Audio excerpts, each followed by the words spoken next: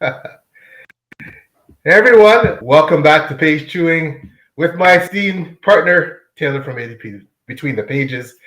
And today we have two absolutely spectacular guests, two gentlemen that we love. So awesome to see. We haven't chatted to them in quite some time, which is a travesty, but we're rectifying that today. So we have the amazing brothers Gwynne and Will. How you doing, gents? We're all good. We're all good. Thank you for having us. We had such an awesome chat with awesome time with our chat the other year, and so we're back. So cannot wait. Thank you for having us. Thanks for letting us come It's and an crash. Thanks so much for coming. Taylor, how you been? You and I haven't spoken in a while either. Yeah, no, there was an across the world move in between everything. So thank you to everyone who's watching for being so flexible with working with Page Chewing. We're not as frequent as we would like to be, but there is genuinely no better way to be back than talking to these two. So I think it was, what was it, 2 years ago that we actually talked? I think it was a hot minute. Was it 2? I That think it is was crazy. 2, yeah. Because you were saying Yeah. 1, I was thinking 2. It feels like a couple weeks ago. At least I will say, at least our thumbnail game's gotten better in the last 2 years. But truly delighted to have you guys. No. Yeah. You mean your thumbnail game? I am absolutely hopeless with thumbnails. No, full disclosure, Taylor does all the thumbnails. I couldn't do a thumbnail to save my life, so she's the one that's got us covered in that regard. So. Glad to be of service. Glad to be of service. So we're talking about, So delighted.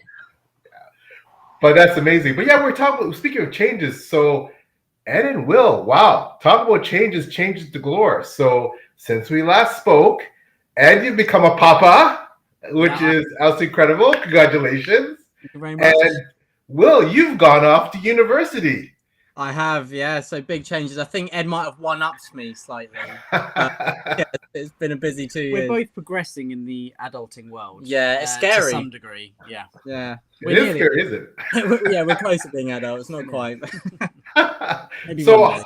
how have we, because as booktubers, we know, like Taylor just talked about the cross-world move, essentially, and everything that goes on in our lives. How have you two adapted? Because now a lot of times you're actually physically separate on one part of the UK versus the other. How have you managed to keep things going?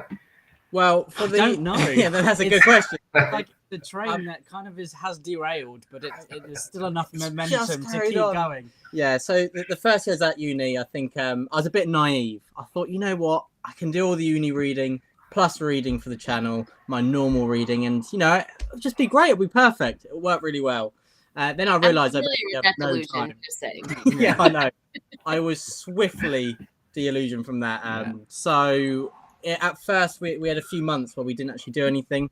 Adapting to that, you being a father, me going to uni. I'm not sure which one's harder, but this last year, because I've just finished my second year, I think we've done a bit better, haven't we? We've been kind of batch recording whenever William is back, but he's a very popular young man, and he's very hard to kind of pin down when he is actually back down in Sussex. So it's like a crazy schedule when I'm back. We're like, okay, we'll meet up, we'll record this day for 3 hours, then the next day, and then we probably won't record for a month or two.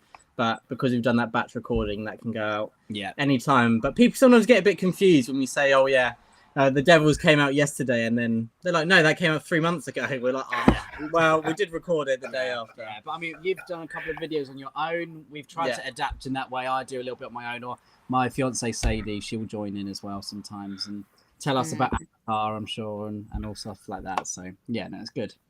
Yeah, we've loved seeing some of those, especially with Sadie and ours. Like, those have been just a real treat to see your lovely family. And and Will, you reminded me. And Will, you also have your own channel now, kind of branching off. We don't talk about that. The Brothers Gwynne is always the main focus, but yeah, I've got some videos of my own channel as well. Wow, that's fantastic.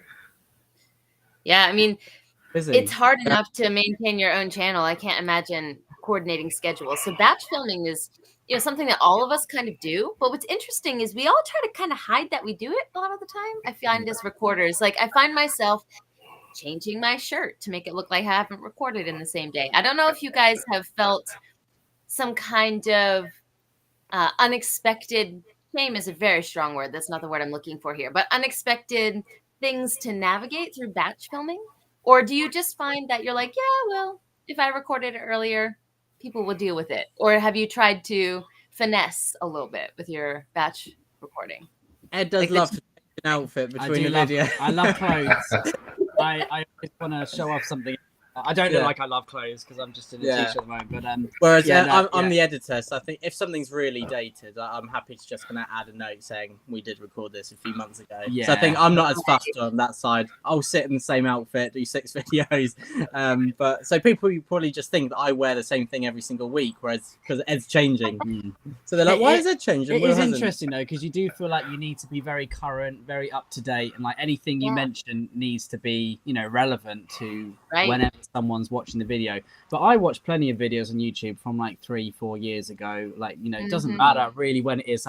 As someone who consumes content, I don't care when I'm watching someone who recorded a video a few months ago, even, especially when it's like a review of a book that I've just read.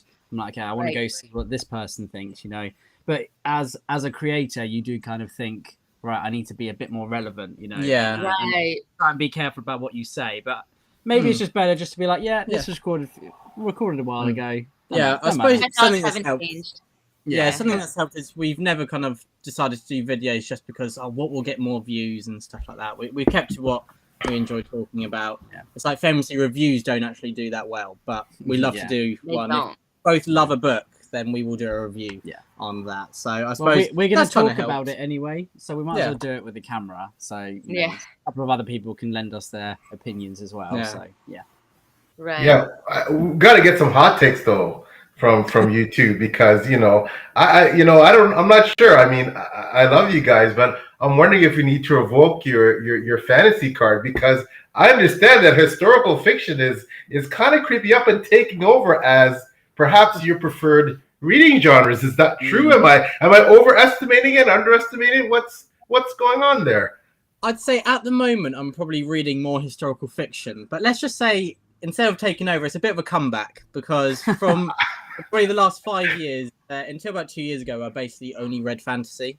And so let's just say that, the historical fiction wants a bit more respect. It's having a bit of a comeback. And then when it evens out, we'll have an even distribution, maybe.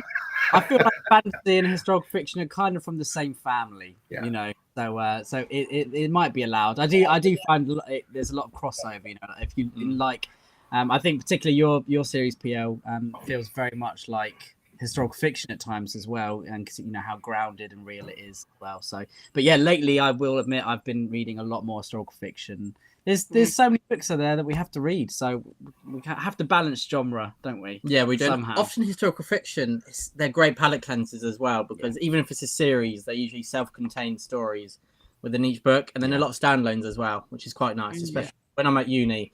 I don't really want to commit to huge series. Although saying that, I've started Malazan and the Greenbone Saga, and I'm rereading Rome with the Elderly. You did not. I did. I was pressured into it, and I'm loving it. Wow. Those are huge undertakings. So Taylor is completely responsible for me and Greenbone Saga, and also some of my favorite Dandelion Dynasty. Those are both recs that, because of Taylor, I got into and loved. Now, Taylor, you haven't tackled Malazan yet. I know I haven't. I mean, the peer pressure is loud, so I think it's not too far in the future. Terrifying to dive into, though, isn't it? Because there's just there's so much to actually get into, and you do, like you do talk to a lot of Malazan fans who are like, guys, it gets really good at book 6, and that's kind of not really what you want to hear, is it? But as someone who just dived into it, it gets good at book 1. So don't worry about that. It's good book 1. Okay, I'll take it. It's scary when people say, "Look, just read 3,000 pages, then it gets good." And then it's good, and then it starts to click, right? But we both enjoyed Gardens of the Moon. Yeah, we did. But it is. Sorry, go ahead, Taylor. Oh, I'm just saying it's not necessarily the length. It's just kind of become this. What's the word I'm looking for? It's just part of the zeitgeist. It's got its own culture around it, and I'm just not ready to tackle it yet. But I did want to give you all a chance before we move on from the idea of historical fiction, knowing that that's kind of taking over your channel a little bit, but knowing that you also have a cross section of fantasy fans, kind of where you started, Papa Gwynne, you're straddling both worlds. So I wanted to say, like, what is your pitch to a fantasy fan, why they should get into historical fiction? Because every time I talk to you guys, you make me want to read it, right? So if someone's listening and they haven't jumped in yet, what's your pitch? Is it that there's standalones? Is it that there's like what would you say to someone? Get them to try to read it. Well, I'd say for me, one of the main things about reading is relatability, being able to identify with the characters, even if you don't like them, to still understand why they're doing certain things. So imagine historical fiction is basically fantasy without the dragons. And then often there'll be not kind of page by page exactly what happened in real life, but inspired by real figures, and that can in itself be inspiring or shocking. I think it really teaches you a lot about the world, the past, things that are very important to us. And I love fantasy. I absolutely adore it, but I really like that balance of jumping between the two. And then also I find it really interesting when I return to fantasy and I say, oh, maybe that was inspired by this historical period or this historical book that maybe could have been even better with a fantasy element, and then exploring that idea. Pitch, Will. I might try. Thank you. Can't put me on the spot there. Nice. So if you'll forgive my just summarizing, the idea is it being in conversation with the fantasy worlds that we love and we know. That's just a net positive to your reading experience. Is that a fair summary? That kind of in conversation idea?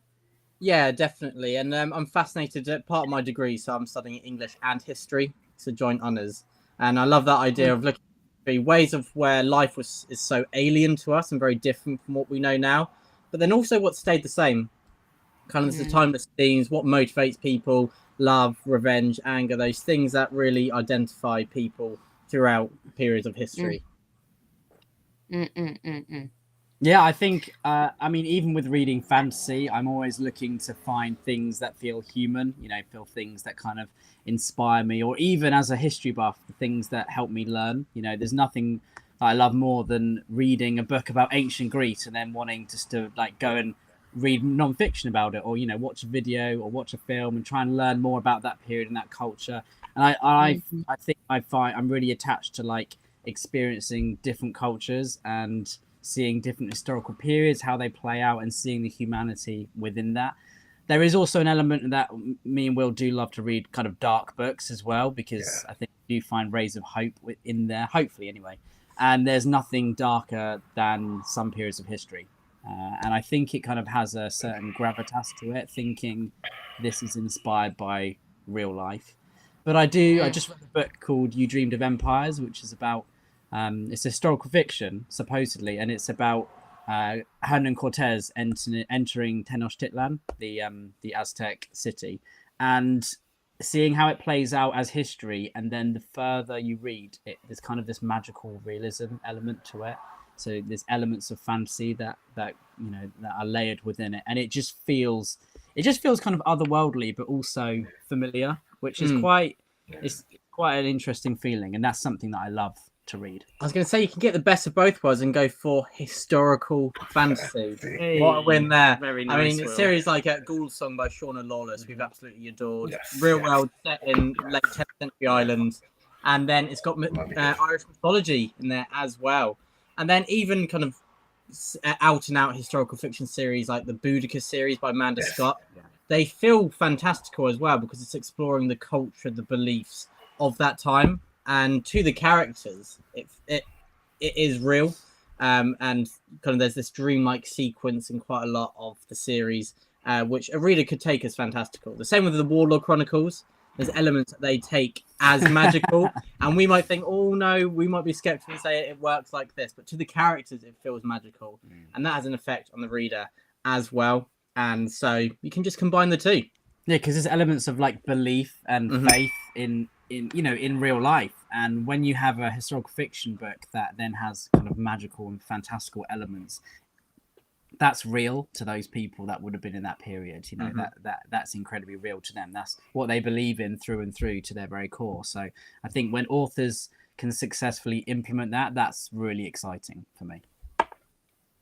Absolutely. And you just, of course, those two of those series. I mean, World of Chronicles, one of my favorite fantasy series, historical fantasy series of all time. Coincidentally, and I want to get onto this topic in time, but doing a reread of that because I'm reading it with Philip Chase, who's reading for the first time. Philip has made this promise that he has to read it this year, or else he's deleting his channel. We don't want that to happen. So, exactly. So we're starting that. But for me, I've reread that series so many times. It hits me in all the feels. But I quickly want to mention as well, Gale Song, Sean Lawless, Fantastic Series. I have to read the final book in the trilogy, which I haven't, and the novellas. But what I wanted to ask was, so as I said, I'm rereading World of Chronicles. Myself, Philip Chase, Dr. Philip Chase, the esteemed Dr. Fantasy, who we all love, friend of the channel, is reading for the first time. I'm hoping and sure he's going to love it as much as I do. How do you find, now that time has gone on, you're both very experienced readers, what's the value of the reread? Because, there's always this push and pull, like read something new or go back to that comfort read when perhaps you're having a reading slump or you want to just, go back and find yourself immersed in that particular world. I'm sure you feel that way about many series, including Papa Gwynne's series. I know I've gone back to Faithful and Followed so many times as just that I just need to just hang out with Corbin again, and you know what I mean. It's just I do that often. How do you find that push and pull, tug of war between I have all these books on my TBR I want to read, but I just want to go back and read something that I love. Yeah, I mean it is quite difficult because especially on BookTube, part of the amazing part of BookTube and the community is the amount of recommendations, the amount of books on the pile. Read this, read that. You want to join the love. You want to join the bandwagon and kind of soak in all the love for those books. And so you think, well, reread a book I've already read before.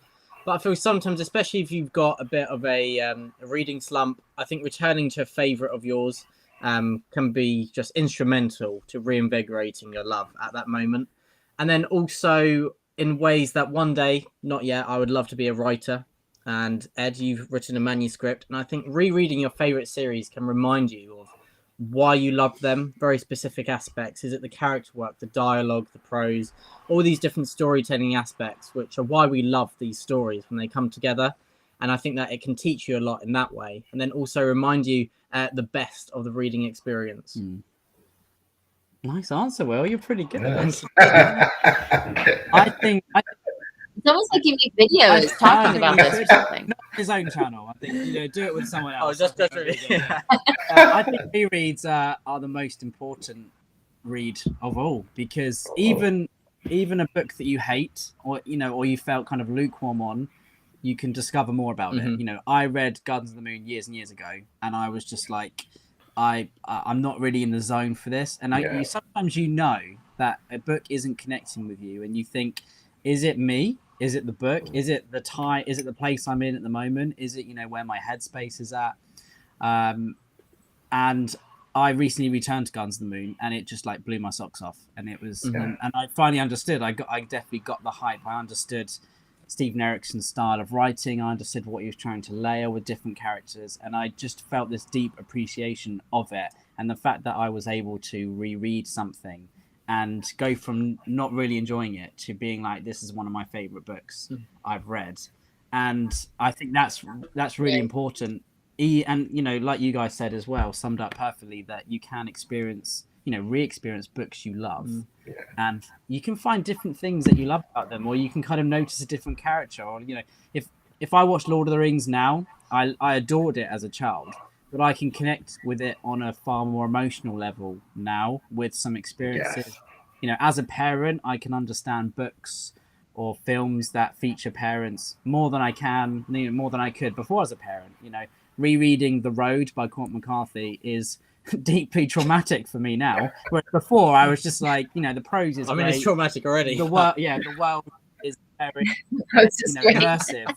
It was traumatic, yeah. But as a parent now, you can understand things that you wouldn't have been able to through experience. So I think rereading very important. Yeah, well, the wonderful thing about reading is it's subjective. You don't just get a list of 100 books that you'll love and that's it. And so wherever you are in life, it will change how you receive a book. Yeah. And then the other thing I meant to mention is usually rereading really increases my respect for the author when you realise things that they set in motion. Yes. When you were ignorant, you had no idea what was going on, and you just didn't appreciate how good they are, how much time every author puts into their work. I don't think people will ever realise. And going back, rereading, seeing those things set in motion, those little Easter eggs, those little character details that mean so much more to you on a reread, I think can just be so rewarding. Yeah, and sometimes, like, same with like TV shows and films, I might binge something. So you kind of, when you look back on your experience, it's all kind of a bubble. You know, you can't really identify things as clearly as if like you watched it episode by episode, week by week. I just read on holiday Buffalo Hunter, and I read it in 2 sittings, and now I want to go and read it again slowly to kind of re-experience everything, and you feel that excitement within you, don't you? Thinking, right, I know this is going to happen next, but you know how, like, really focus on how you're feeling. And also, I think it's important to listen to books as well, and you could listen to your favorite. I recently listened to Malice, and you know I've read Malice more times than I've had hot dinners, but being able to experience it through listening to it, and you get something different out of it. So I think you know you can always get something out of a reread. Yeah, it's really interesting subjects, and yeah, we should probably have either of you reread a book or series lately? See, this is something where I struggle because what's the word I'm looking for? I find that I have a competition with myself. It's not my audience particularly. I know my audience would enjoy me rereading, but I feel like I need to talk about something new, right? So I think actually having a Patreon is really helping me with that, because a lot of my patrons want to see me reread and talk about things. So I can kind of set myself on that path to reread more, because I know that there's a list of books that I can reread for the comfort, for the like you said, looking at the writing in a different way, revisiting it at a different point in my life and seeing how I react to it, right? So there's so many reasons to reread, but I struggle with it. My most recent reread was I reread the Stormlight Archive in anticipation for book 5. Did I read book 5? No, but I got 2 book 5 and I reread them. So there's that. But I had a great time rereading those, and it reminded me why I love them. I did it via audiobook this second time around, and the first time was all physical, and I got swept up in the world, and I was just in Roshar for probably a month. So that was a fantastic experience. So I need to reread more. I know that's something I need to work on, but I don't know about. Well, I you know, on this shelf, I have 2 shelves, but the shelves behind me, you can see, you know, a lot of what I consider like the Big Ten. Amongst them, of course, you know, John Gwynne, Bernard Cornwell, George R. Martin. You can see Jenny Wirtz, Christian Cameron, Stephen Erickson. You can see some of, you know, my faves out there, right? So those are my go-tos essentially for rereads. It's rare that I've reread a book that is not from my faves, which is, I think, a flaw. And it's funny, this is something I'll admit too, is that because I have to, because I'm writing this series, I hate rereading my own work. I do it all the time because I have to for continuity and all kinds of things. And yeah, you have those moments where, oh, you know, I wrote that. That's not bad. But there's ones like, oh, you know, that could have been written so better. I made a mistake here. And so I feel like I cringe when I think, oh, is someone rereading my work right now and finding out how terrible I am as an author? But, you know, I think that for me, it's definitely going back to those faves. And I think what they do for me, besides just the pure comfort and just the nostalgia, and they really inspire me to be better, to hone my craft, to be a better writer. I think when I read, I mean, I can take all of my those big authors, like obviously Jenny Wirtz is the prose. I don't quite understand how someone is able to work and manipulate adjectives, especially like that. It's just beyond me, right? The level of skill that she has with that, right? For obviously Papa Gwynne, it's the emotions. He just absolutely ruins and devastates you. How it makes you care for these characters. I mean, it's like a family member, right? One of them passed away, or it's like a family member passed. It's just I don't know how he does that.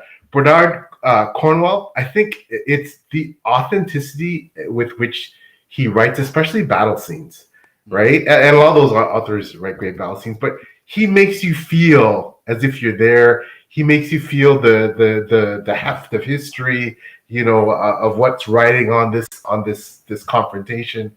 George R. R. Martin, obviously, it's just so it's so dark and gritty and realistic, and just he just makes you realize that the good guys don't always win. And so and he it again, I think he has an authenticity there. Steve Erickson, Malazan, I think it's scope of his world. So when I reread his stuff, anytime I fool myself into thinking, I have decent world building, then I read Malazan and I'm like, no, I'm not in that class. And then someone like Christian Cameron, you talk about authenticity with he gives you every detail, again, with especially it has that historical fiction feel, his fancy, and he writes fantastic historical fiction, Christian Miles Cameron. But yeah, again, you feel like you're there. So yeah, there's something for all of my favorite authors, those rereads that I go back to that I just I love. So quite a few authors like Jan Abercrombie say that when they're actually writing, they really struggle to read fantasy because they feel like it influences them in a way where they need to keep their own voice. So like they'll read historical fiction or non-fiction. Do you feel the same, or do you feel like you're able to distance yourself? Well, when I think I have no problem reading other authors' work when I'm writing. I don't feel like I'm sucked into their voice necessarily. But what I do feel though is that I could probably only reread certain types of authors who have somewhat, I feel, similar type writing or prose. So a Jenny Wirtz, a Bernard Cornwell, a Christian Cameron, a George R. R. Martin, a John Gwynne. I think if I read something totally like out of my element, like I don't know, Gideon the Ninth, or something that was more not the type of it's not similar in terms of being translated to what I write, like my style of writing. I think that would be tougher. So when I'm writing, I tend to read those, like I said, those authors. And that's what I think you find on a reread as well. You can find like, okay, I really appreciate this scene, how Steven Erikson wrote this character, and then if you want to be a writer, especially, it's really helpful to really kind of understand how he did it. Although probably it's very hard for anyone to understand how Steven Erikson does something because it's just so crazy. But I think it's really important to know your authors and know your favorites. And me and Will also talk about that. I think there's a difference between like what are the best books you've read and what are your favorites, kind of like your literary.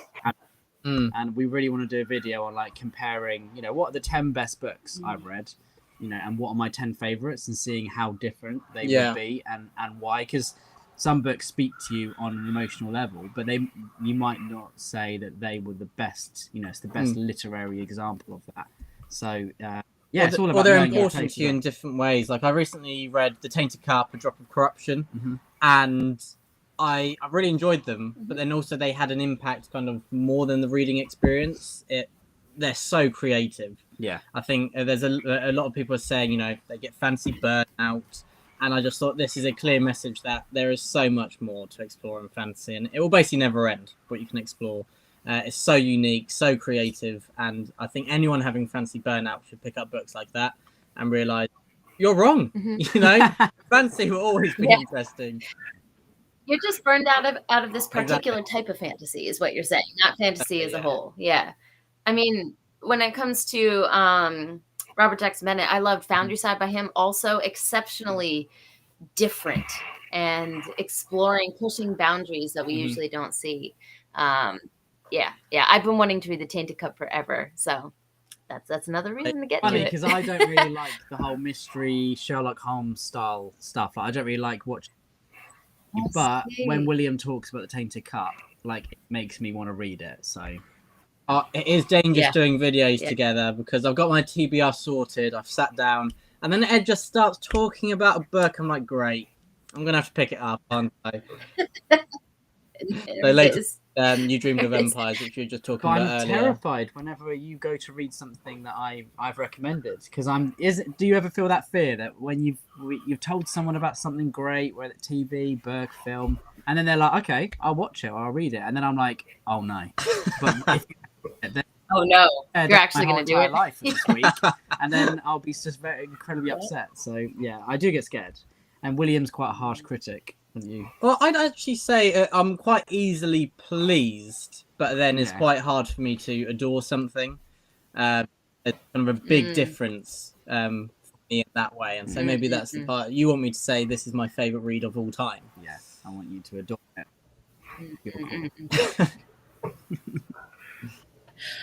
I do want to pull up some comments in a second, but before we move on from this topic particularly, I did want to ask, creating videos with someone else is a very unique kind of dynamic that you all have going on. And there is that fear that when you recommend something to someone, they're not actually going to like it. And I feel that, you recently did a video, the books you've recommended to each other, right? And that was a really good video. I thoroughly enjoyed that. But the way that you guys were able to navigate saying like, yeah, it wasn't my favorite to that person's face is a skill that you develop, right?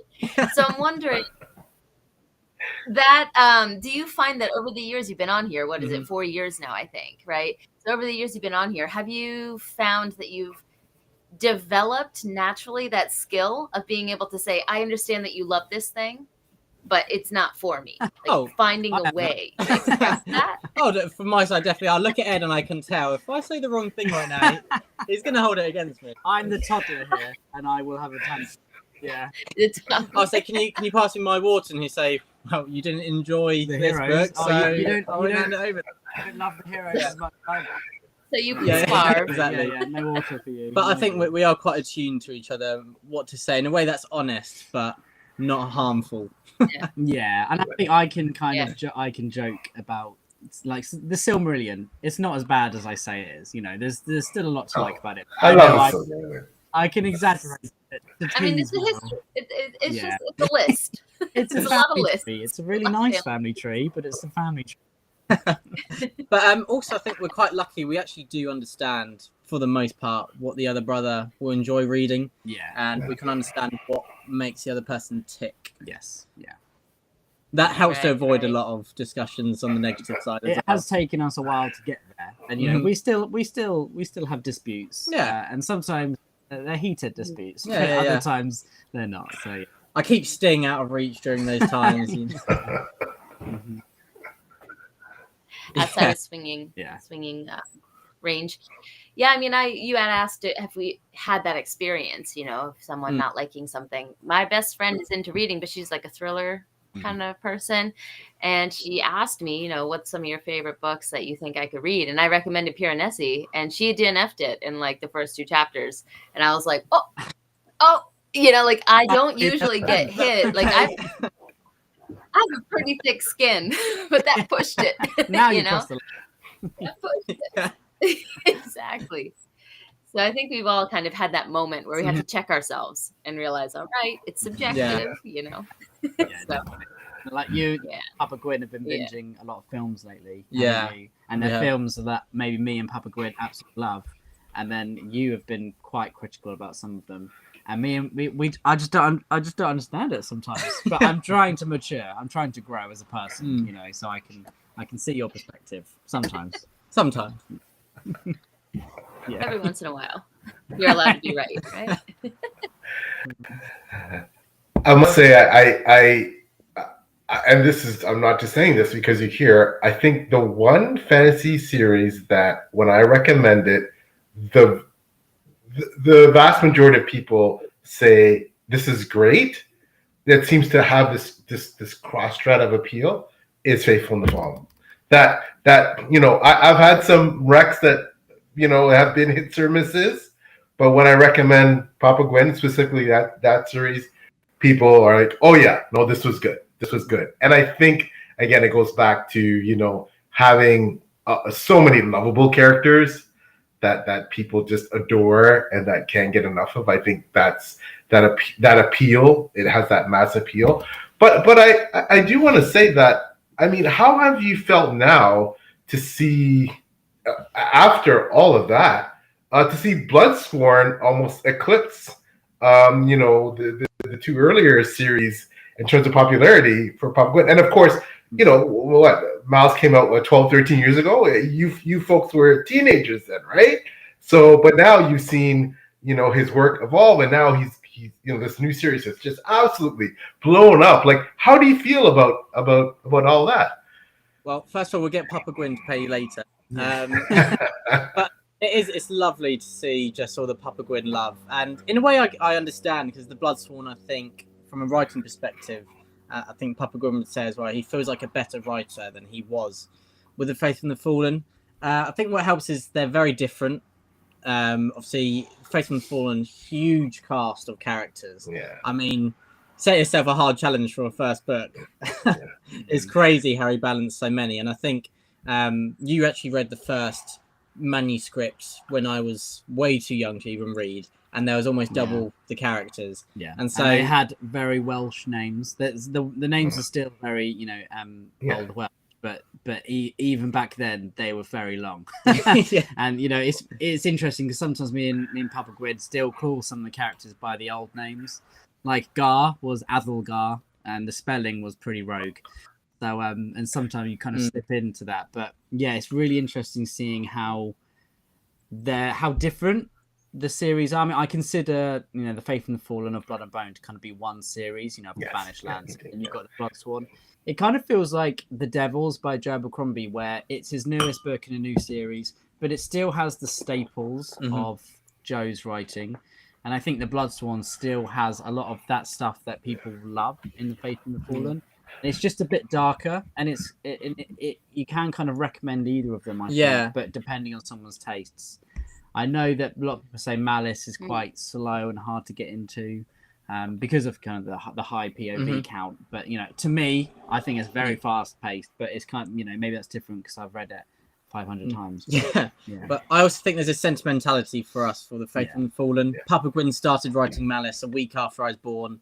Took him about 10 years to write Malice. And then so from the beginning of Faith in the Fallen to when Wrath was finished was 14 or 15 years.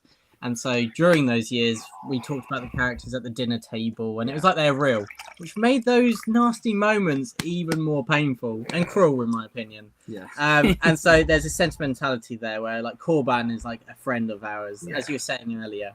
And so that's a bit different, obviously, with the Bloodsworn. Obviously, not as long a period of those characters, but characters like Orca, I think, are just as vivid and just incredible. But yeah, Corban, Storm, and characters like that have an extra sentimentality. It's really surreal for us to see kind of how quickly Shadow of the Gods blew up. Like, I mean, I think it started off because of the cover. I was going to say that. It's hard for an author to move away from a world that they've already got some fans, who love that world, and I think it takes quite a big move. It can be a kind of a lose-lose, can't it? If you start a new series and it doesn't do really well straight away, because those people who love the old world, a bit like Joe again, people love the first lore. People were a bit upset he moved away from it with the Devils, but then if you can discover love in that new series, then that's great. But I definitely think the cover was a big part of why it attracted people in it.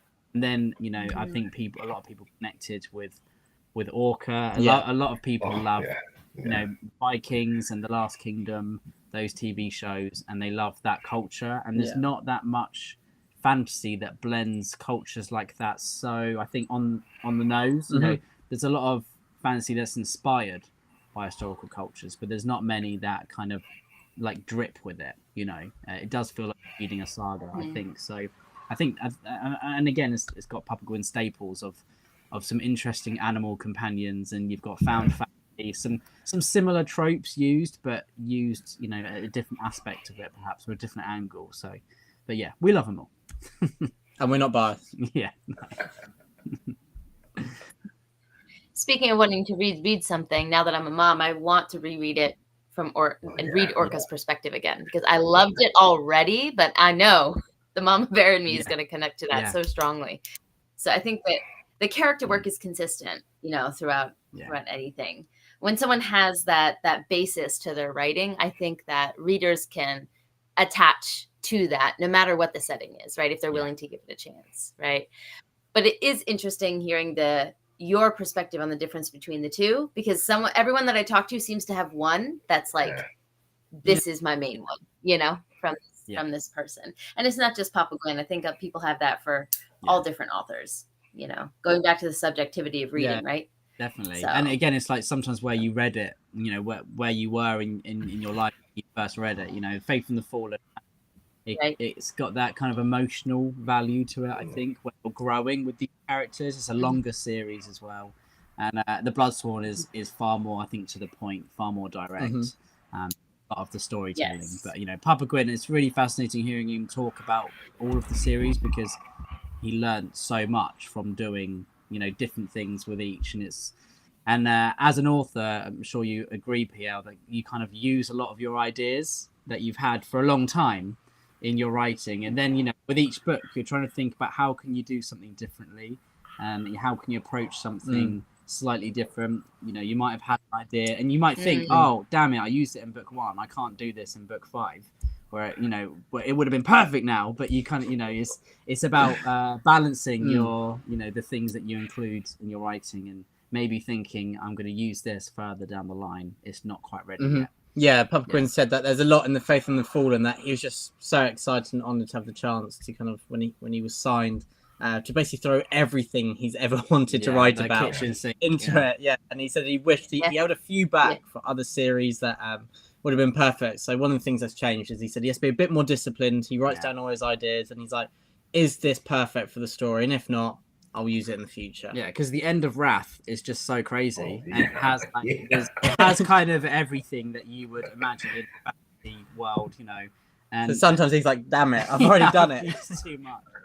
Yeah. I think it's definitely. I feel like, I know for me, because I'm writing a long series, because I'm writing a 7-book series.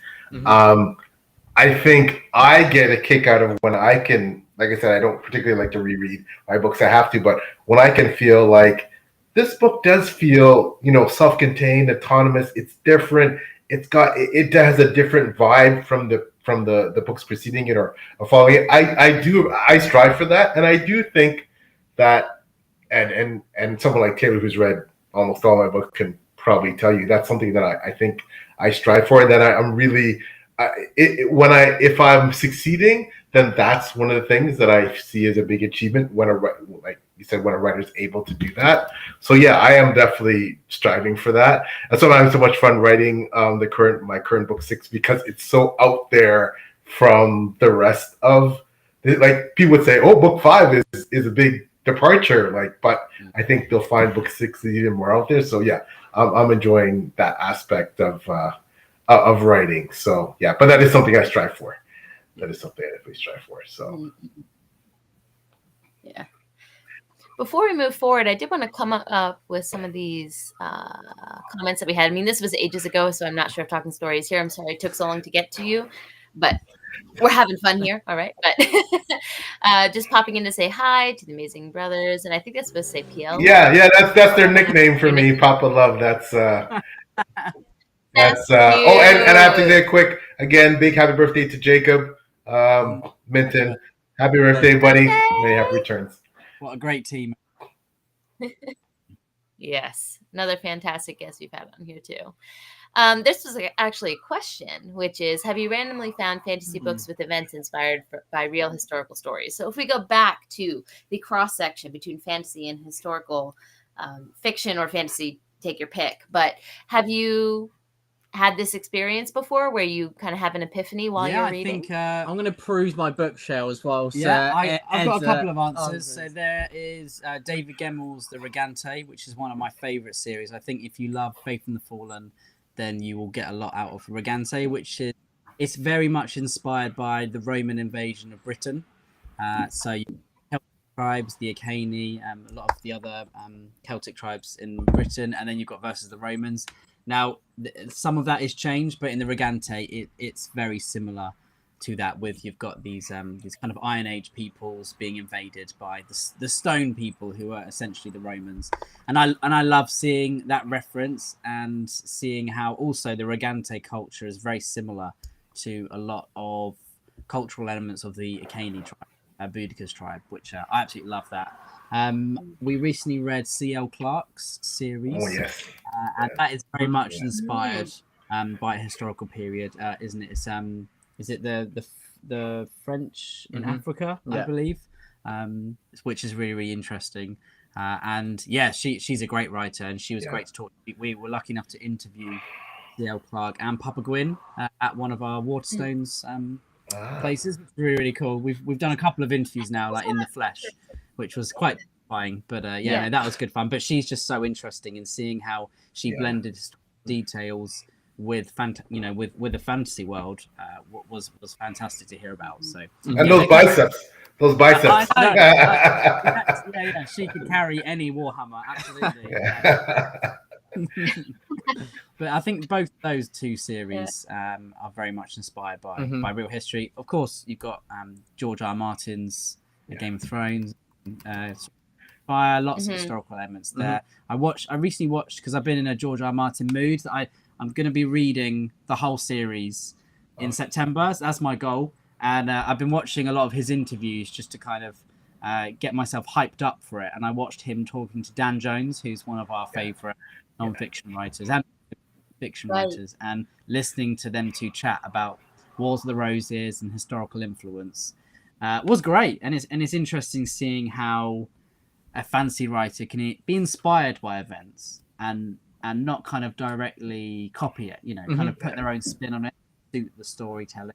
And I think that's quite disciplined, thinking I'm going to use this, but I'm going to do it slightly different. But then that's also, in my mind, what makes fantasy so incredible. My pitches to, obviously, there's still a bit of snobbery around fantasy. And I say, well, it's literally every other genre plus everything in your imagination. And that makes fantasy so incredible. There are no limitations. Yeah. And so you can take every historical event in history and then twist it around and then adapt it to your own story instead of being constrained by the real world. I mean, like Bernard Cornwell says, he's inspired by history, but he's not pinned down by it. If he needs to invent a new country or a new city or a new character, then if it's going to service the story, then do it. It's not a non-fiction book, which as someone who loves history was at one point in my life was hard for me to understand. But the older I get and the more I get into writing as well, if something serves the story, then do it. Something, it's a slightly different answer from what this question is, but it's adjacent, is someone that I enjoy with his alternative history exploration is P. Jelly Clark. I love his work. He is inspired by history, but he will pick a point in history and change it and then write the story after that change has occurred. And you as a reader start to realize this event must have been different, right? That is fantastic. And I love interacting with his works in that way. So, in his main work, which is Master of Jinn, right? A lot of his books are in that world. Cairo is a world power. Okay. Because of history went differently, and you start to piece together what went different, right? That I love that piecemeal thing. I'm sorry, my dog. Hey, Samari. Beautiful. Joining in on the book talk. Yeah. What's your favorite? She is. What's her favorite book right now? Elmo's Color Book. It's her favorite. She's a big fan of Elmo. We'll add that to the TBR. Big fan of Elmo. So. Oh, that is awesome. Yeah. Please do. Have you read Ring Shout? Yes, I have read Yes, Ring by Shout. Yeah. PJ Clark. Yeah, brilliant, and taking Shout, the yes. the KKK and making them the monster. Yeah, You know, the cosmic horror. You know, yeah, I thought that was brilliant. That was so well done. Yeah, Yeah. fantastic. We book. recently watched Sinners and became Oh, obsessed with Sinners, oh, which, you know, oh. toys with the idea, and it's just so good. Taylor, have you seen Sinners yet? Oh, I have not. Taylor. No, but I've I heard was Taylor. I should. obsessed. I Yeah. mean, I should have been revising for my exams, and I probably watched about 300 videos on it. We watched it at the cinema 3 times, and I was on just- my personal TikTok account, just like scrolling through, and I saw someone, you know, a video that had probably like 1 million likes, you know, talking about Sinners, and I looked at the comments, and William's comment was up there, and you were getting so many likes, but like William was I obsessed. saw William's comments on every single video about Sinners. I was like, you've got to revise, like seriously, you've got to chill out. But yeah, no, that's great, and I love seeing this kind of magical realism, you know, alternate history also playing out in different media, you know, different mediums through instead of just books. You know, it's coming into, you know, pop culture as well, which is exciting. I think, is it Robert Harris who does some alternate history ideas as well? Yeah, I think it might have been Fatherland or something like that, but it's a really interesting idea, and when an author uses it well, I think it's fantastic. Yeah. The beauty of having, you know, I know obviously for me, Atlantis, right? You know, I try to stay true to the main elements of Plato's tale, but yet of course it's my spin, it's my version. I think I hopefully subvert a lot of the themes with that story. But I mean, it's just so fun to take something that, you know, and again, Atlantis is a fable, right? Although many people believe that Atlantis existed, it's a fable. But taking something like that and putting your own spin on it, I just think there's just so much you can do, right, with something like that, and it's just a lot of fun, frankly, as an author. And also, no one else in the world could have written that version apart from you, because that's your spin on it, isn't it? So yeah, no, I love that. Yeah, no, that feels fantastic. I do want to find out, though, for both of you, because I know Willis mentioned that he's looking to write, and Ed, it sounds like you've already written a manuscript. How is that coming along, your own writing? Yeah, so it's taken me a long time. I've probably started about 4 or 5 projects. You know, I read a Christian Cameron book, tried my own medieval book, where I basically just copied the whole thing. And eventually I kind of figured out my passions. What do I want to see in a fantasy book? And I have finished my manuscript, and it's about 1,000 words. Finished in March. Congratulations! And William's read it. My fiance's read it. My future mother-in-law has read it as well. Papa Gwynne is about to read it. So, and once I figure out if he likes it, then we will see. You'll have the feedback, Hopefully, I can submit it. I mean, I'm not really against nepotism anymore. Really. Papa Gwynne's my dad. Here, read my book. I've always said as a joke, and now I'm nearly there, that I could put on my book Edward in really small writing, and then John Gwynne in huge writing. And that's exciting. Bigger than the title, right? What I love is R.F. Kuang's career, how she's, you know, she wrote in a fantasy world, and then she's done standalones.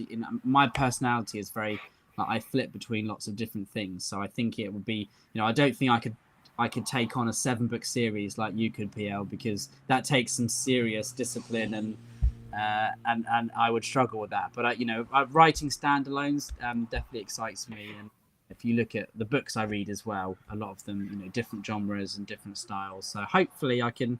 It's just hard. It's hard to get a deal with just a standalone. You know, if you're trying to go trad, isn't it? So just got to think about it, and hopefully Papa Gwynne says it's okay. And then we can take it from there. Ed has definitely inherited the brutal gene, sadly, for readers.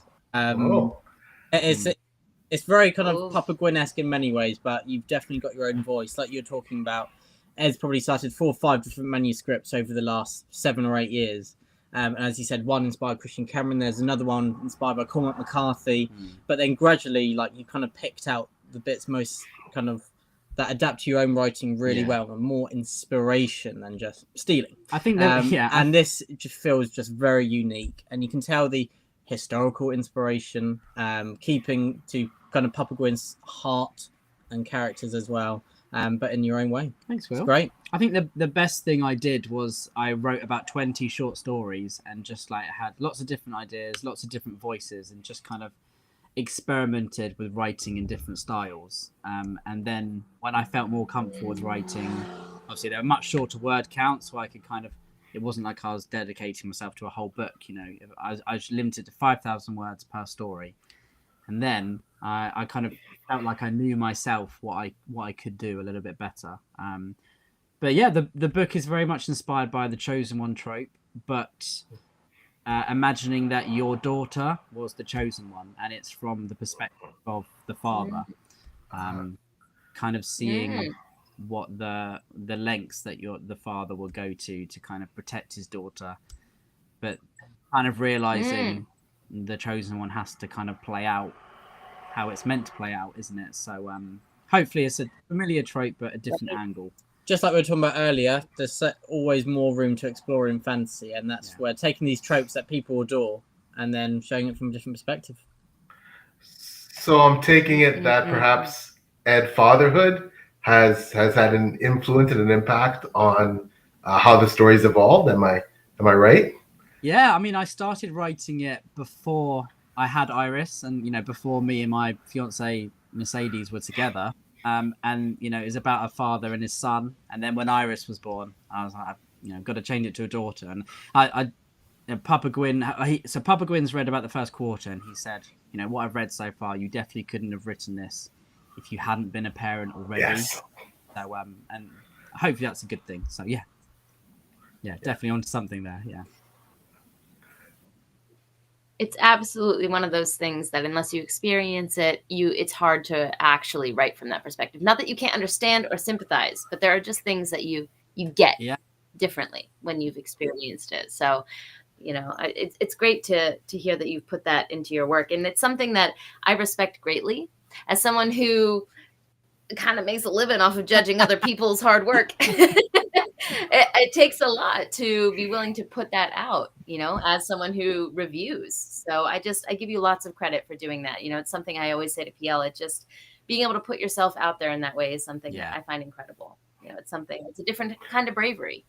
It's kind of like, props to you. Well, like sending your kid off to school. We always use that analogy, right? When you put your work out there and you want everybody to like it, and you think it's going to be so popular, and you know, and then you know, if you get a bad review, you know, and it's, but the rewards, right, are just, you know, tremendous. And also you realize that in order for this to become a fully realized, fully fleshed out human being, they need to go out there in the ether and have other people, you know, help develop your child beyond just you staying at home with it. So yeah, but I have no doubt, Ed, that you're gonna be a phenomenal writer. I'm sure it's in the genes.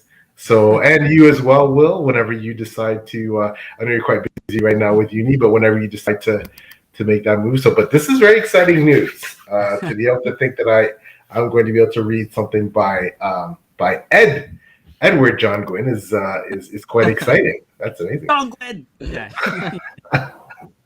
Thanks, Pierre. You know, it's interesting, like you say, you know, having to put your work out there for other people to see, and you know, you need them to critique it because it's about making it better. And you know, I recently read the reviews of A Drowned Kingdom, you know, by Janny Wirtz and Mark Lawrence. You know, that must have been, it's kind of, you know, a terrifying feeling seeing, you know, those authors that you completely idolize, and you know, very much inspired by as well. You know, your writing, I've always said, feels like a mixture of Christian Cameron and Janny Wirtz. You know, you can see your influences, but it's inspired by, which is terrifying, isn't it? You know, it's scary to see that they've read it, but their thoughts also were fantastic.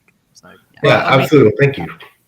I did play around with Ed when I read it. I called him up and I said, "Well, I've read it," and then there was a few seconds silence, and you could feel the fear on Ed's side of the phone, and he said, "And?"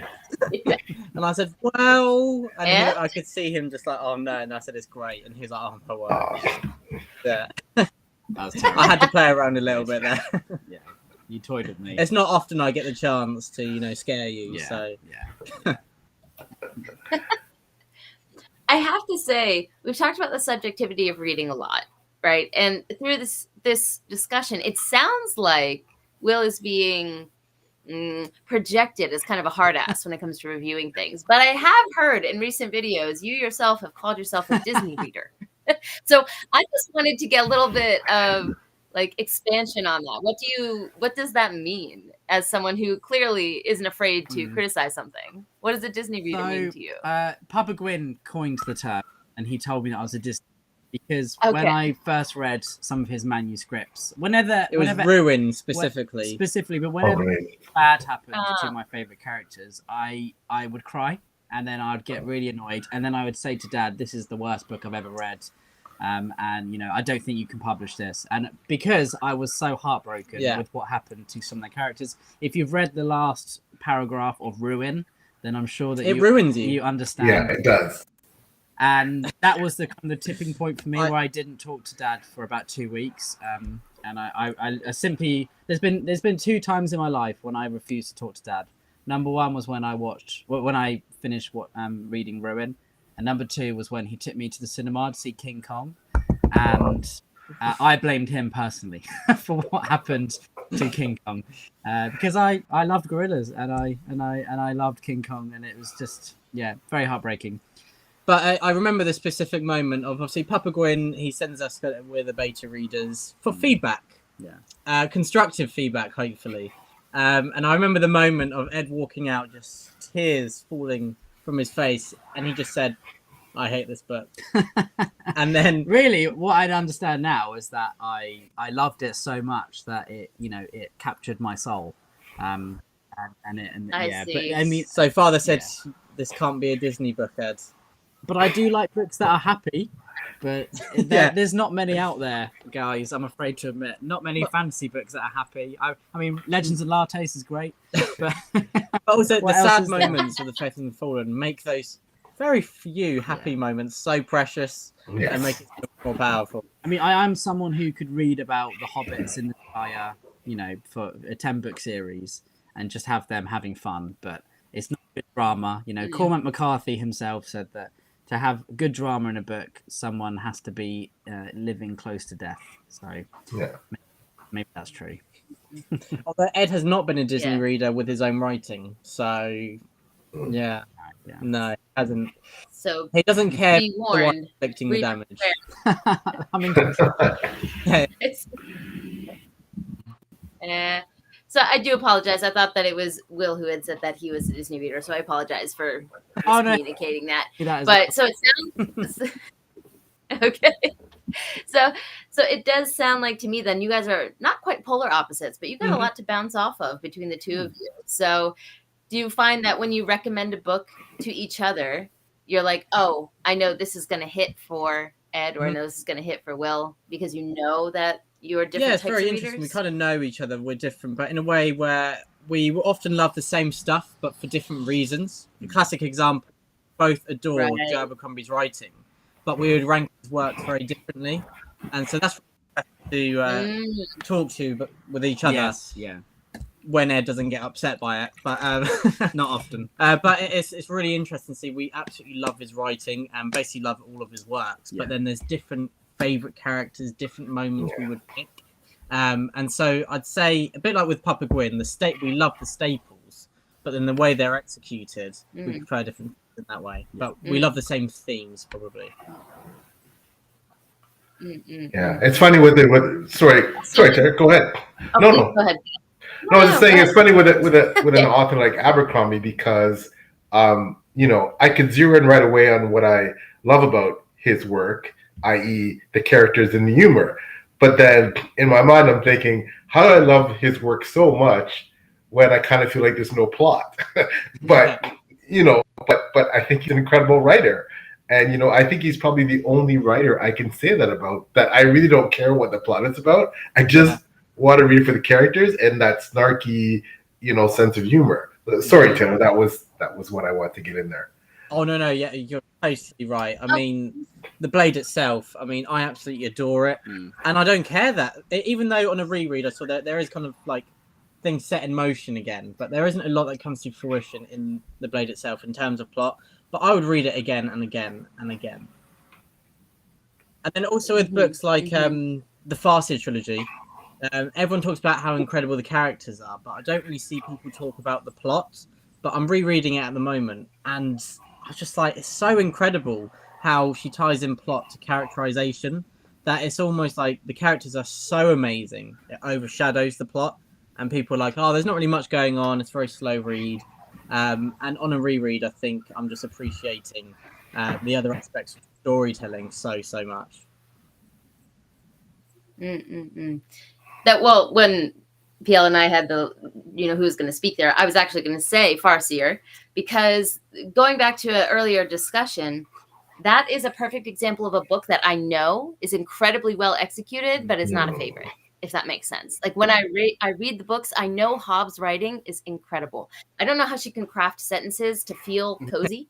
Just that the words just match perfectly. There's a craft there that I can't put my finger on. However, it is not a favorite of mine. And I don't know if it's because of that pacing, or I'm not sure what it is that I run up against with that particular, trilogy in and of itself. But I can recognize craft when I see it. So it's one of those things where I know it's beloved. Right. I know it's beloved. I know. I know. Maybe it just hurts too much. Maybe I'm running away from it. Maybe I'm also a Disney movie. Dead. When I'm like, no. Taylor, I definitely agree with you, because I was on the plane the other day and I didn't have too much to do, so I wrote down my 100 favorite books, and I was like really debating where to put all of the Robin Hobb books I've read, because I can appreciate the character and I understand the writing is to a level that I would never even be able to comprehend, to understand on a deeper level.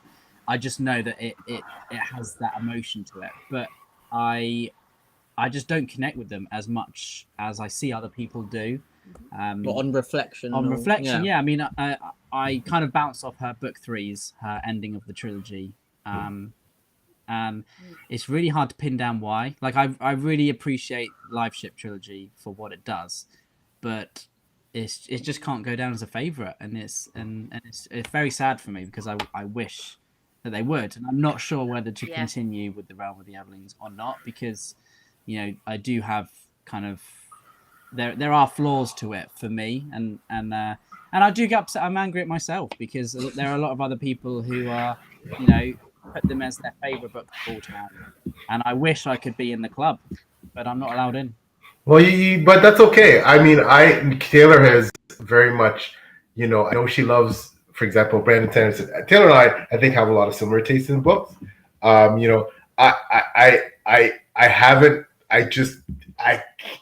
haven't been able to fall in love with Brandon Sanderson's writing. I haven't been able to fall in love with his books, and that hurts me, because my dear friend, who I sort of respect her taste, is like, she just loves it. I'm trying to find, like, what's the thing, I'm waiting to get that light to get, set, that the pilot light to go whoosh. And it has not, and maybe I just need to read more from him for that. But I also accept maybe it just won't happen, but that's okay, because obviously we're different readers, different people. But I haven't. It's just. It's like people say, if they a lot of people say who they love Brandon Sanderson, Way of Kings is their favorite book. And I've read Way of Kings, and I just thought, if I didn't connect with that, I probably won't connect with the rest of the series.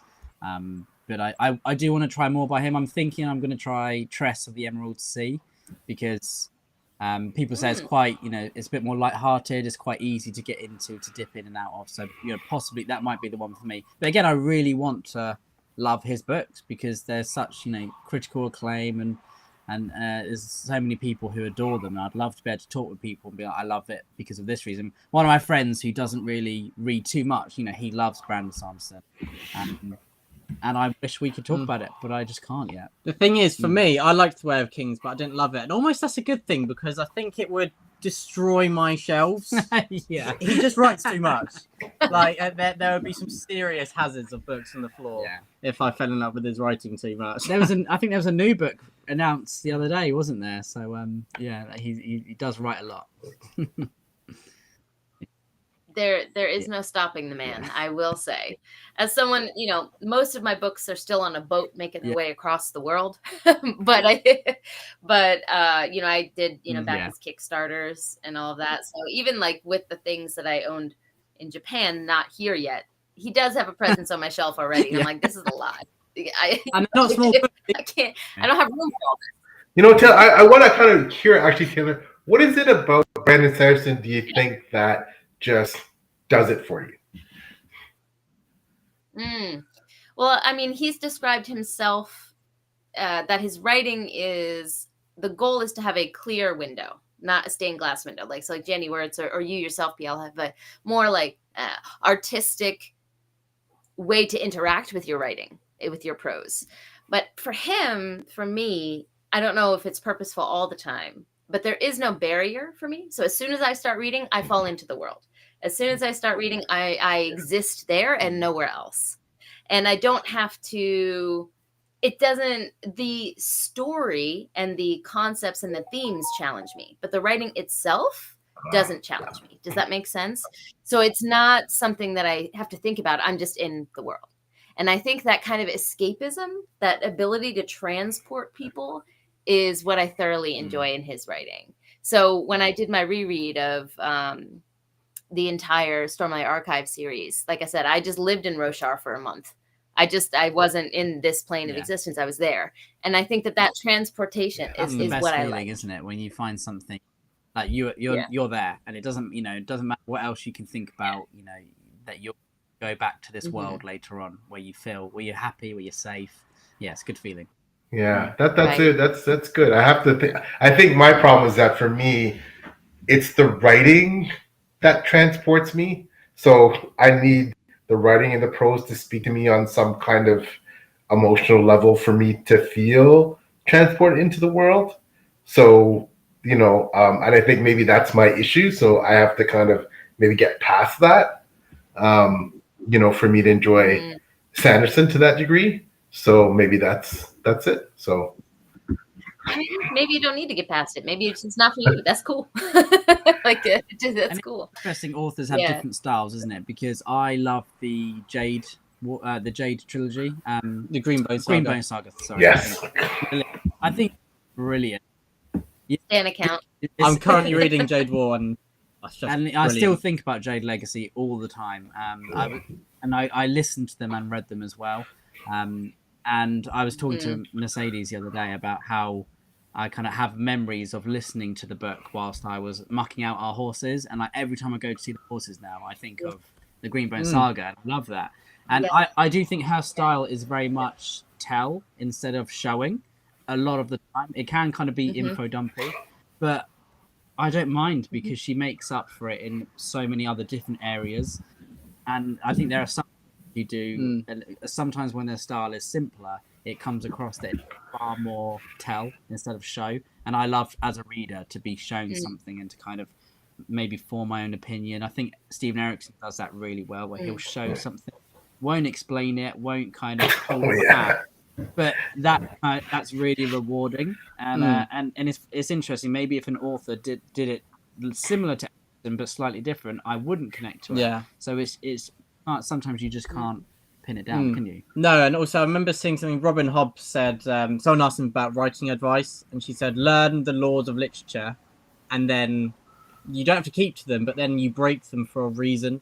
So maybe examples such as telling instead of showing is done for a reason, and understanding that in a way that I might never understand, but still know that it clicks or doesn't click is very powerful. Yeah, I think... Yeah, I think no. I was just saying. I think it's there's a time and a place for both, though, right? Like one of my favorite writers, Bernard Cornwell. He tells a lot, but the way he does it and when he does it strategically just really works for me. Yeah. And I'm always captivated by his writing, right? And it doesn't matter. But then again, there's some authors that tell. Not necessarily more than him, but it doesn't work for me. So I think it's just, we're all individuals, our individual brains, and these synapses click and fire with different things. And it's just, some books you just connect with, and some don't. So, but my friend Taylor, she never steers me wrong. Most of her recs have certainly connected with me. Like we talked about Greenbow Saga and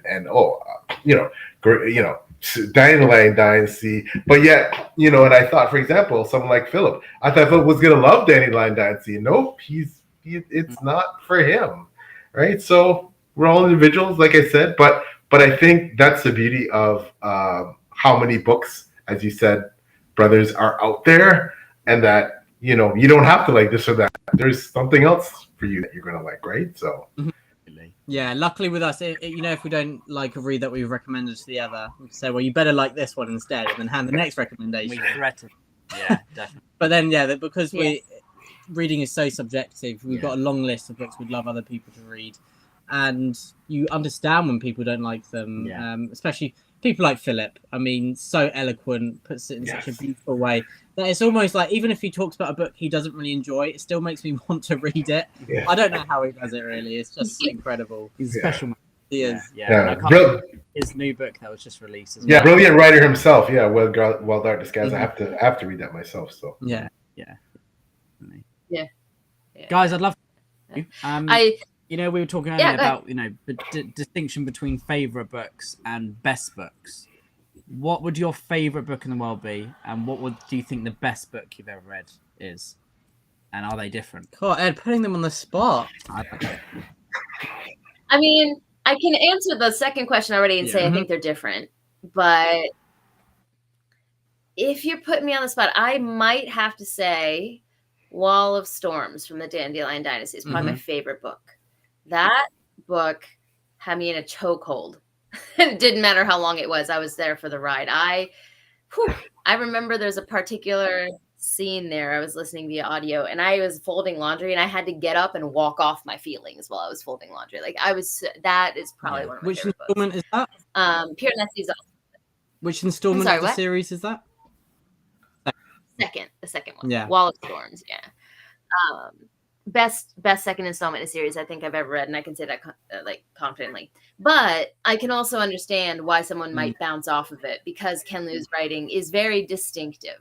He has an overarching story, but he'll go into tangents, and if you're not into the tangent, then you're not going to be into it, right? So I understand why people don't like it.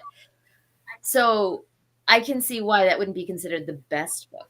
The best book is harder for me to really pinpoint something. Like I'm going through my shelves in my head and I'm like, oh, that's a favorite. But is it the best objectively? I'll think about that for a sec, but I'll let PL answer one of the two while I'm thinking. Yeah, that's hard. I think favorite book for sure is To Ride Hell's Chasm by Janie Wirtz. I think that reaches me on levels that even at first I wasn't even sure I was comfortable about absorbing the levels at which it reached me, because of the main character and what he goes through and some of the elements and themes in terms of like bigotry and it just really, really, and the characters in law enforcement, it just really spoke to me. That's my favorite. Best book, I mean, on a technical level, I don't know. There's a couple. Like I said, I think I'm hard pressed to find a book. There's a couple books. A Storm of Swords is like, I just think the thing is just perfectly written. But then again, so is Ruin, right? Like there's so many, right? Toll of the Hounds by Stephen Erickson, like. I don't know. It's hard to find. It's easier to say the book that's my favorite versus the book that I think is one of the best written. Yeah. And I think, like, I know that for me, when I got to Ruin, Papa Gwynne was. I feel like he had just nailed everything, like the best elements of a story, of a fantasy story, with everything you want. Same with Excalibur by Bernard Cornwell. He just nailed it all. In one, Peril's Gate by Janie Wirtz. Aren't they? They're just like everything came together. What would you say, Will? They were locked in. Locked in. I was going to say, talking about the Waller Chronicles, a classic example of the best and favorite. From a technical level, I'd say Excalibur, as you said, just everything is perfect. Every storytelling element I absolutely adore it. But then I adore Enemy of God even more. Yeah. I'd probably say Excalibur's probably, technically slightly better written. But there's something about Enemy of God, and there's a few certain scenes that haunt me to this day. Yes. But so in probably the top 5 scenes I've ever read. I mean, this is a different genre, but if I think I came to an answer, and that would be Pride and Prejudice. That is phenomenal. It happens to be a favorite at the same time, but I do think it is one of the best books I've ever read. Just no word is wasted. Everything is there for a particular purpose. So I think for me, Pride and Prejudice would have to be one of those. Great choices. I'm sorry to hurt your feelings, guys, and put this question to you. I'm sorry. No, it's a great question. But I have to say, and this is on something as well that Philip Chase, the wonderful producer, brought this up. It's about this series so I've only read the first book, The Darkness That Comes Before.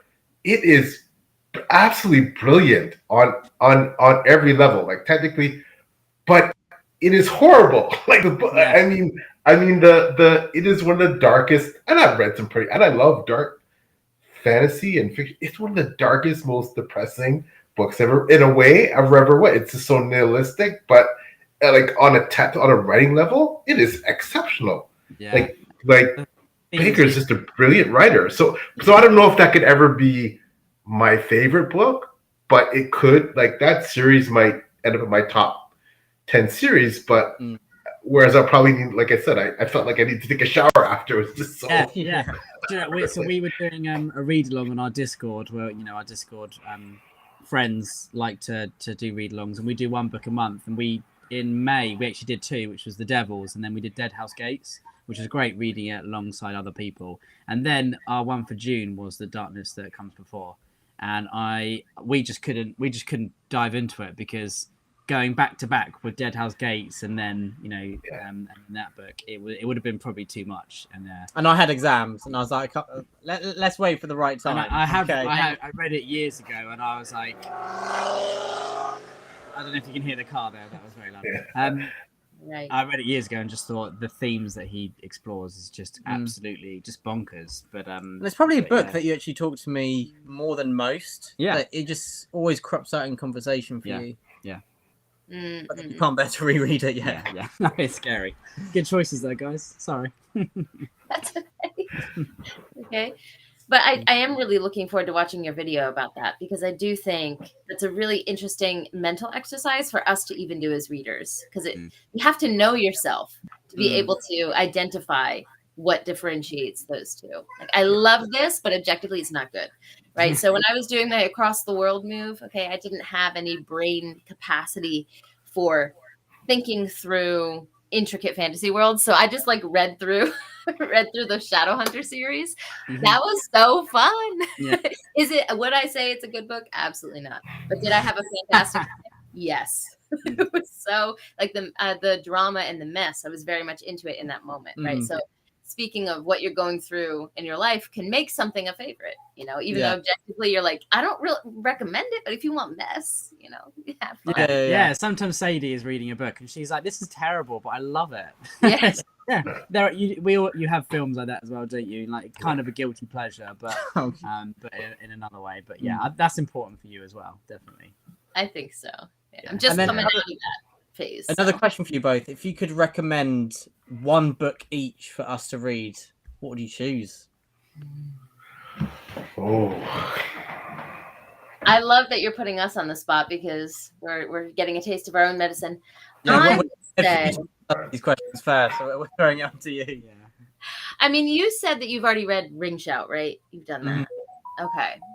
If you want to do more P. Jelly Clark, I think that Tramcar 00015 is a short story. It's going to be like a one shot. You sit down and you read it, and it is alternative history, but it has his.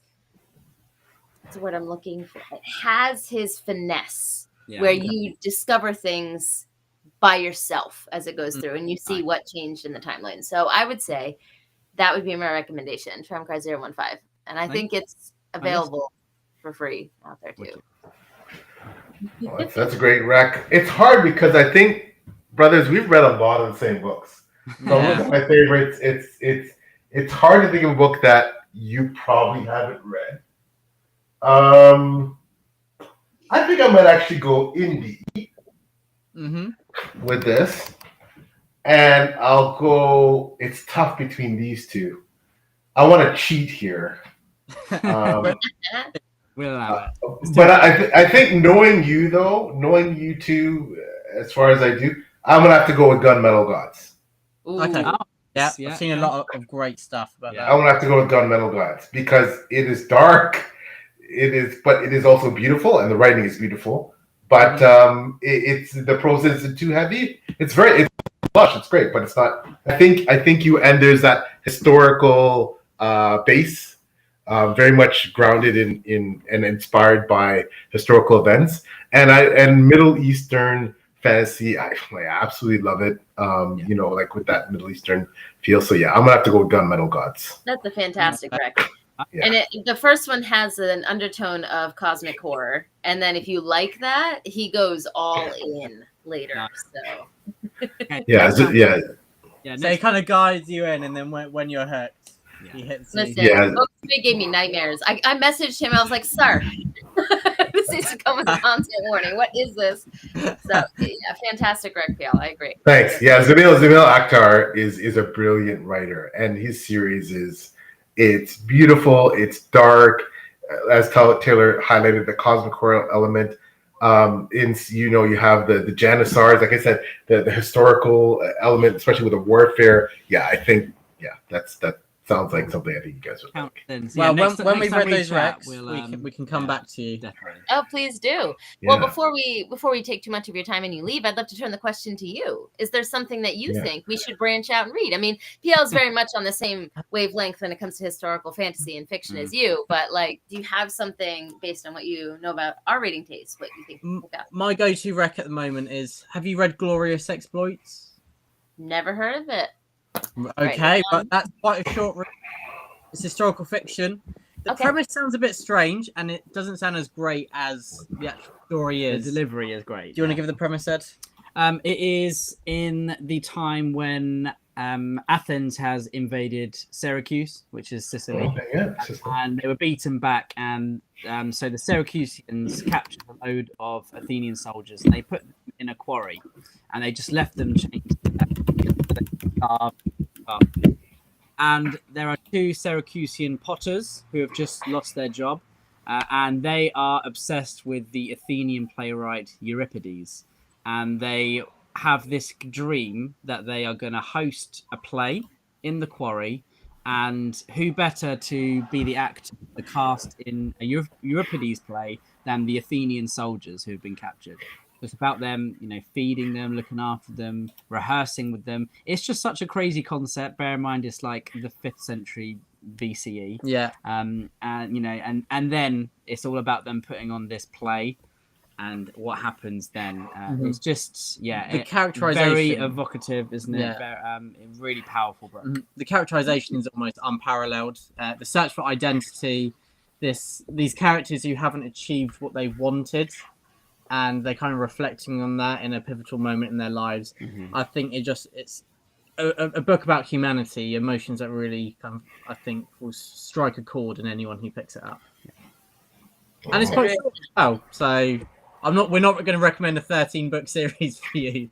I don't have to read 3,000 pages before it gets good. Yeah, exactly. Before it gets good. Nice choice, Will. I would have to choose actually the last book I read.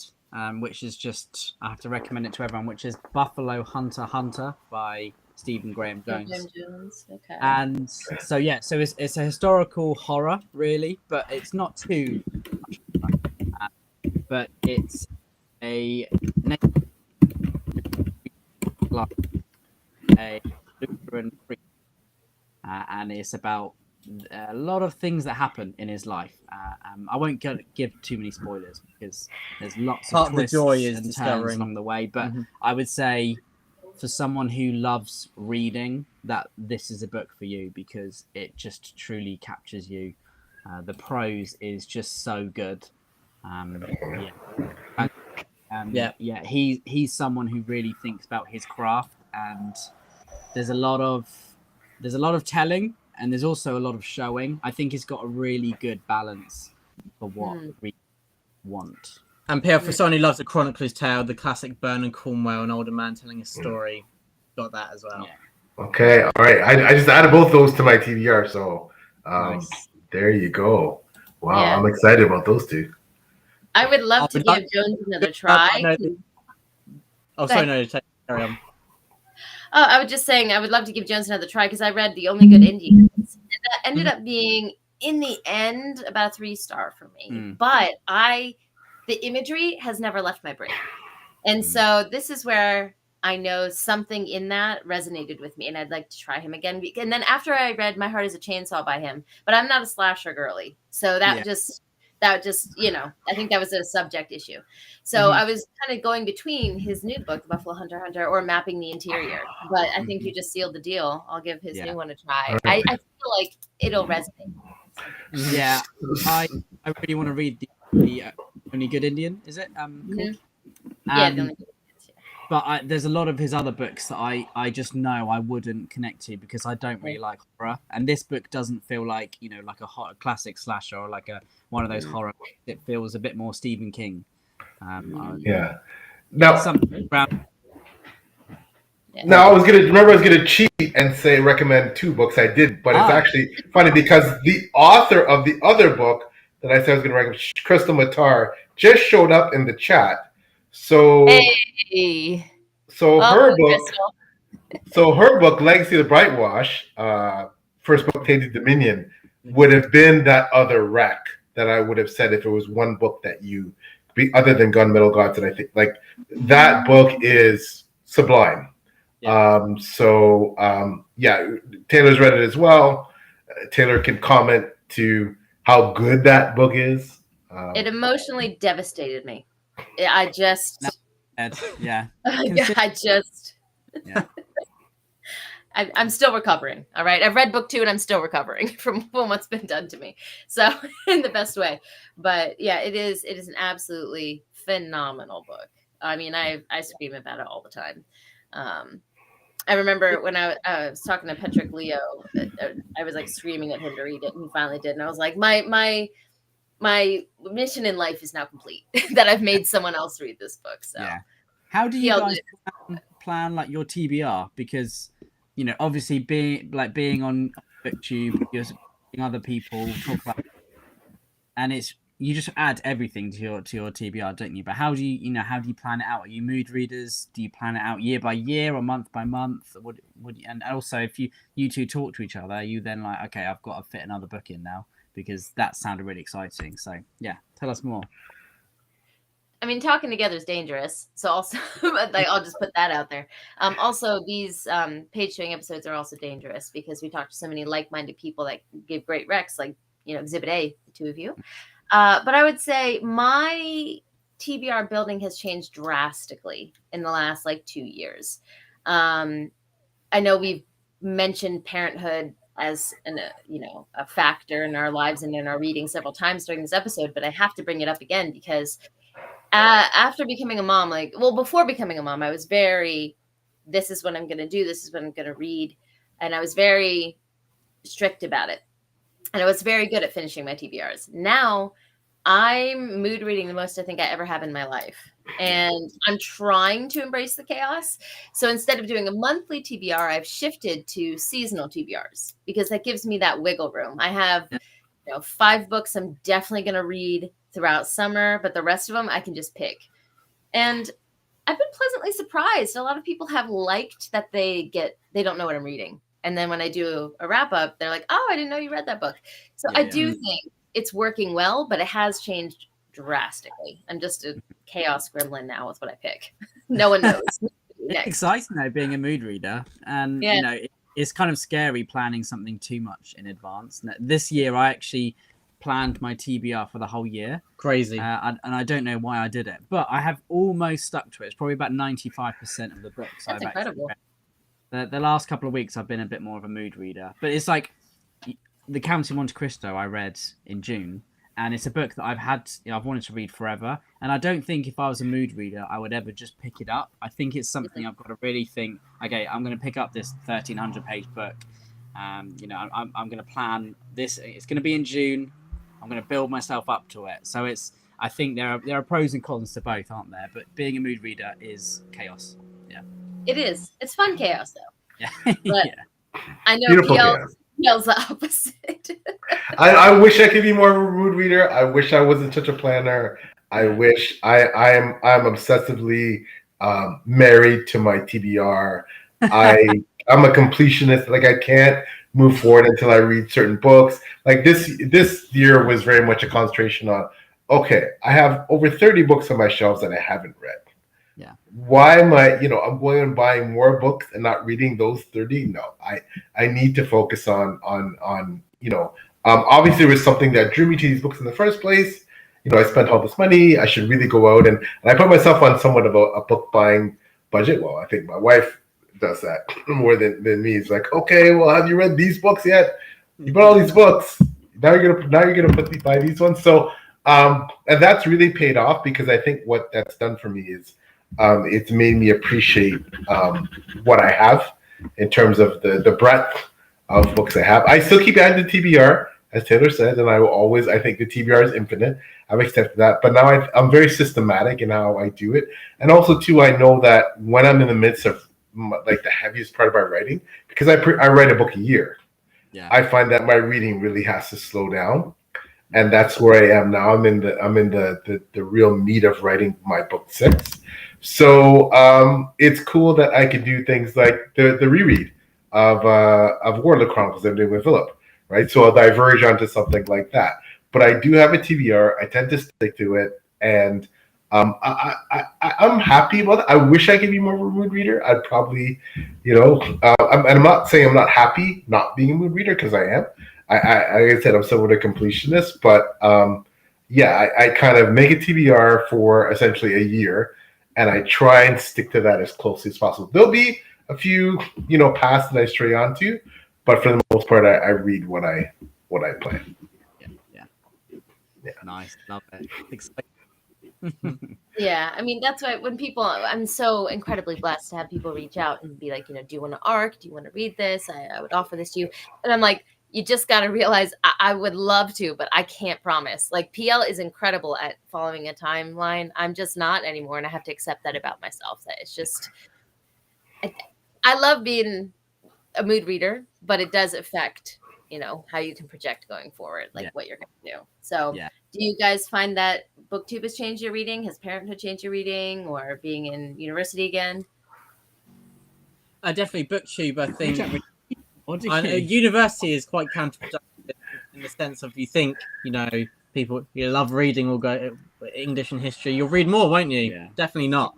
But I think it means I cherish kind of my holidays a lot more, where I can pick up the books that are on my list for so long. And it also means I'm probably starting less series, because I'm thinking about the ones I've already started much more. And so I finished uni last week, and I've dived straight into the Dreambone Saga, Jade War Book 2, because I read Jade City at the end of last year. And so I've waited patiently, and now's the time. And BookTube has definitely meant I've picked up more book ones of a series, because you get carried along the wave of just the excitement of a new release. And obviously, we know how important it is to support an author when a book comes out as well. And that discussion at the beginning. And so I'd love to be a part of that. But now I'm going to dedicate myself to actually finish a few series I've started. Songs of Chaos by Michael Miller and the Greenbone Saga by... That's good, Will. Yeah, I mean, I think being a parent, at first, I was like, I just can't read ever again. I just want to look at Iris, and it's funny, because you think you'd have kind of less reading time, maybe. And I think there are periods in my life that I do definitely have less reading time. But I think since being a parent, we've kind of made more of a conscious effort to, you be together as a family, and sometimes you can just kind of sit there and read a chapter when, Iris is doing something and that kind of thing. So I think there's more of a balance now, whereas before I'd probably read, like 10 books in a month, and then the next month I'd read nothing, But I think now I probably read more consistently, because I kind of just, I have to also for sanity. So Yes, but there is that. which is a good thing as well. So yeah, because it is a hobby, and I've got more time to, be around. So yeah, I think that's definitely changed it as well. And yeah, BookTube, it definitely inspires you to read more and dive into more book ones, or that kind of thing. So I'll kind of plan the TBR. This year's the first time I've done it, but I'll plan it for the year, and then I've kind of left a couple of gaps for each month. And then I've written down all of the books. Like if I see a good review, or one of my hobbies is just trawling through Goodreads and reading about books and reading reviews by people that I know. So then I'll see something and I'll add it to my could be a mood read pile. So yeah, it's a balance. Yeah. BookTube is dangerous. I add something every day. It's just in the best way. In the best way. Yeah, definitely. Absolutely. Yeah, Absolutely. Well, listen, I know we could keep you here talking forever, guys, because we so love talking to you. We want to be respectful of your time, though.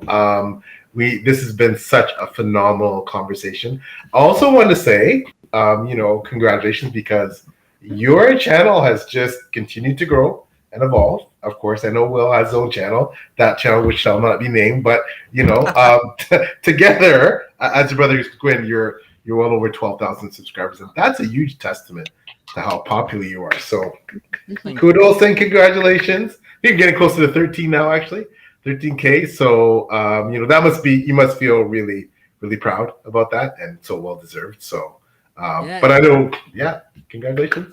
Yeah, that's the main reason we're on BookTube is for chats like this, and this is like the heart and core of it, which we absolutely adore. We want to talk to people who love books, love the books that we love, and give us recommendations. And we absolutely love this chat. It's like sometimes you don't remember like your TBR video, or you don't really remember, when you look back on hindsight, you don't remember the TBR haul or that kind of stuff. But I remember very fondly our chat. Not last year, a couple of years ago. Yeah, and that you have like highlights along the way, don't you? And chatting with people is just the best. Being able to geek out about books with other people, it's wonderful. Yeah, another one of those moments. So thank you for having us on. It's been an absolute pleasure. Oh, of course, truly the honor is ours. I mean, just reiterating what you said, having been gone from the community during the move, coming back, it is those connections and those highlights, that interpersonal communication that makes this community. It's why we're here. It truly is. Yeah. Books are great, but this connection here, this is why we're here. Exactly. Thing is wonderful, but can also be a bit lonely in the way of you're on your own, especially if you don't have people. I'm very lucky to have Ed, Papa Gwynne, who love reading, but a lot of people, their family or closest friends don't read, and so it's amazing to have these chats online to connect to other people in the comments on the Discord. And when they say that they picked a book up that you've recommended, it's a huge honor. And it's just amazing to talk to fellow book lovers and geek out with an author who's written Othran. Such a crazy character. Yeah. Othran is the problematic. He's. I love him, but he's got work to do. Yeah, definitely love it though. Well, we do want to give you an opportunity, brothers Gwynne, as we're winding down, to let everybody know. I mean, though you've been living under a rock. Where can we find you in space? Your BookTube channel, yours, Will, Discord, Patreon, all those wonderful things, social media handles, Twitter, Instagram. Where can we find the Brothers Gwynne?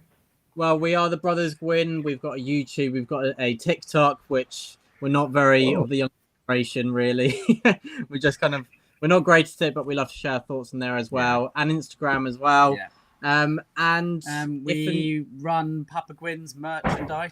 You guys want to, anyone likes to wear any jump, have it all written on, then feel free to go to Papa Gwynne's website, and you should see it over there that we do. But yeah, we have a Discord channel as well where we talk with a really great community. I think we have almost 700 people in there now, and it's a really good, really great size, because you get to know people really well. And you plan, there's lots of buddy reads going on as well, and sometimes we don't join in with all of them, but other people don't need us to join in. They just make plenty of friends on the server, and so there's lots of places to hang out and chat and all sorts, and geek out about books. And for those watching the replay, we will have those down in the description down below. Thank you very much, guys. Awesome. Taylor, you want to talk about where to find you in the space, etc.? And Sure. Where am I in the space? Well, I'm coming back into it after a little bit of an unplanned hiatus, but here we are. So my channel is Made Between the Pages. I don't know if you're watching this on PL's channel or mine, but you can find me here on Page Chewing. It's one of my favorite things that I do in this space. I guess what else do I do? You can find me at Before We Go blog. I do reviews, and I'm also part of Spiffbo, self-published fantasy blog off. So you can find some of my reviews associated with that. Yeah. Outside of that, though, I make all different kinds of content. Book reviews, even though they're not as popular, I still love doing them, as you guys mentioned earlier. I do vlogs. That's kind of like my bread and butter. So would love to see you guys over on the channel. But that's mainly where I sit. Any of my other social media will be in the links down below. No longer on Twitter, but outside of that, I'm pretty much on all of them. So Taylor's vlogs, everything's just amazing, but her vlogs are chef's kiss. Amazing. Love watching her vlogs. I love making them. I'll quickly, PL Stewart. Everything in social media is at PL Stewart Writes, Instagram, Twitter, Blue Sky, Facebook. For reviews, like Taylor, I'm an assistant editor of Before We Go blog. Shout out to Before We Go blog crew, led by the wonderful Beth Tabler and everybody there. You can find my reviews there on a Goodreads. The books, website, peelstewart.com. The Drowned Kingdom Saga is a series, 5 books out now. Pack of Wolves, the 5th one just came out. And the 6th one, A Black Dragon on Red, is the one I'm currently working on. That's expected in the spring of 2026. Hopefully they finish up the series in 2027. So very honored that the brothers Gwynne have chosen to put my first book up there in the background. I'm humbled, and I know Ed has read it. I think it's on Will's TBR. So it is for this summer. I'm free from uni. I can pick up the books I've been wanting to for a while. Yeah. But thanks so much for all you've done to, highlight my book. So I really appreciate it. But we have to have you guys back again sooner, not 2 years later. Yes. Well, you guys our channel as well at some point, guys. Yeah. We'd absolutely love that. We'd be delighted. Oh, we would love to. We'd absolutely love to. Oh my gosh, that'd be amazing.